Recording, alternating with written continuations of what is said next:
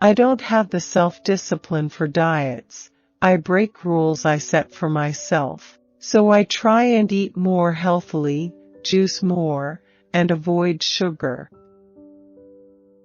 When I'm a brunette, it's 4 times harder to hail a taxi.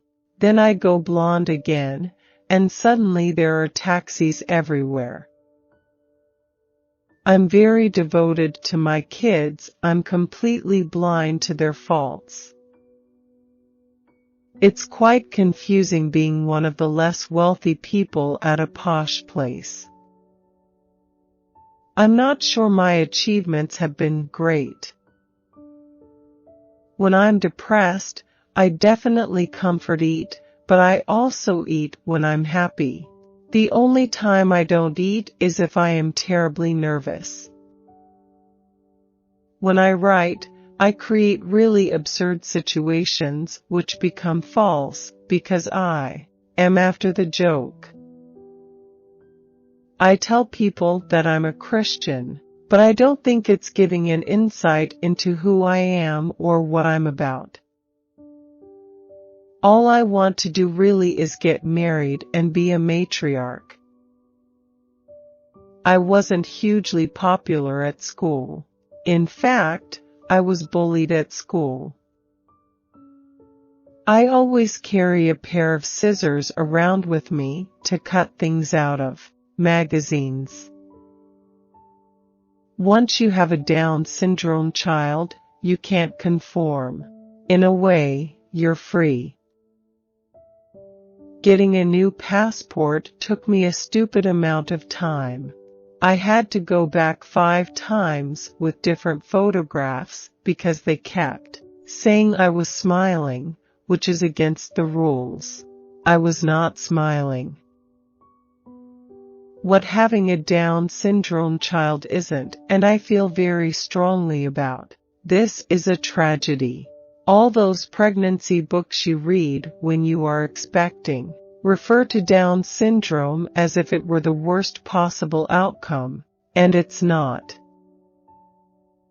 My blood runs cold when I hear the great news that we have found a marker for the Down syndrome gene, which means we can identify it more easily. Why is that good news? It's only good news if you're going to terminate. My mom's from Yorkshire and my parents aren't snotty or posh, they're very hard workers, both of them. TV feels quite constipated, and the thing I find particularly difficult is the branding of the channels. Where it's not, is it a good script, but is it a BBC Two script? Middle-aged women on telly is a bit of a hot topic. Before, we were 27 to 37, and now we're 40 to 50. You do notice as you get older, you go past 35, and suddenly you're playing baddies. As a writer myself, my job has very often been to also write on the job. So you get the script and a vague idea of how the scene might work, and you then add funny words or change the script.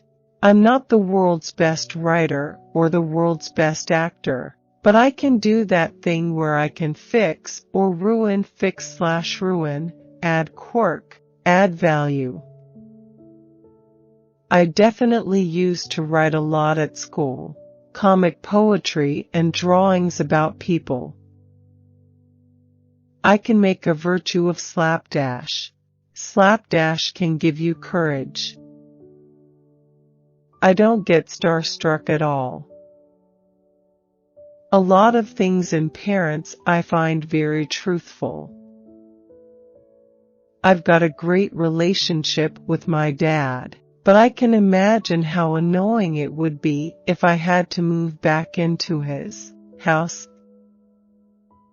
If you get 10,000 guys to put their ideal woman into a computer, it still comes out looking like Angelina Jolie. I would love to have been around in the Keystone Studios days. Comedians have to write to survive, because you don't get cast for your beauty. People have really strong images of what church is, and it's almost certainly not the same as mine. One year you go in for auditions, and everybody thinks you're the queen of comedy, and the next year, you're so yesterday, and it's not because you've done anything, or your ability has changed. You haven't been in work because you've been putting on weight and then trying to lose it. I don't leave London, really, and I don't do theater, because I want to put the kids to bed. I'm a big fan of Community, and I think independence is overrated. My first film crush was Mark Lester as Oliver Twist in the Carol Reed film. I never ever Google myself. That way madness lies. Bad impulse buys make you feel grim, don't they? It's like having consumer Tourette's. I gravitate towards austere foreign language film DVDs when insecure. A local government stationery store is something to behold. It's like walking through the back of a cupboard into a really dull Narnia. The only way I'll ever run a marathon is if I'm involved in the administration. I start the day with the intention of doing 4,000 sit-ups, but then have to work. I think everyone is forgetting what plastic surgery is for. If you have a face-eating tumor, lose a breast, or are involved in a car accident, then it's a good idea. I'm sorry to say I'm very lizard-like. My skin is dry, so covering my face in greasy antioxidants is a better alternative. I have 3 boys, so I live in a household full of testosterone. I have a lot of funny friends, though not everyone's funny all the time. Dune Macachin's my funniest friend in the pub. Nina Conti's the funniest with a monkey. I once had a friend who did the hair for sci-fi movies, and after a particularly bad breakup I stupidly went to her salon and told her she could do anything she liked. She dyed the bottom cherry red and the top peroxide blonde. When I got pregnant with my first child, I gained nearly 5 st.